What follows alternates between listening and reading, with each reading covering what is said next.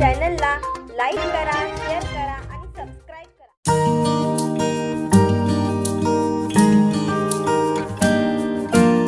500हून अधिक वर्ष जुन्या जीर्ण झालेल्या प्राचीन मंदिरांचा कायापालट करण्याचा महत्त्वाचा निर्णय देवाभाऊंच्या महायुती सरकारने घेतलाय। त्यानुसार राज्यातील 9 पैकी 3 मंदिरांच्या जीर्णोद्धारासाठी MSRDCने 71 कोटी रुपयांच्या 5 निविदा काढल्या आहेत। या निविदांना मान्यता मिळाल्यानंतर या मंदिरांच्या जीर्णोद्धाराचे काम सुरू होईल। यामध्ये पुणे जिल्ह्यातील कार्ला येथील एकविरा देवी, बीडमधील पुरुषोत्तमपुरी तसेच कोल्हापूर जिल्ह्यातील कोपेश्वर मंदिरांच्या कामांचा समावेश आहे। या निर्णयाची अंमलबजावणी करण्याची जबाबदारी MSRDCकडे सोपवली आहे। म्हणजेच देवाभाऊंच्या नेतृत्वात महायुती सरकार आल्यापासून पुन्हा एकदा हिंदू सण आणि संस्कृतीला महत्त्व मिळू लागले आहे।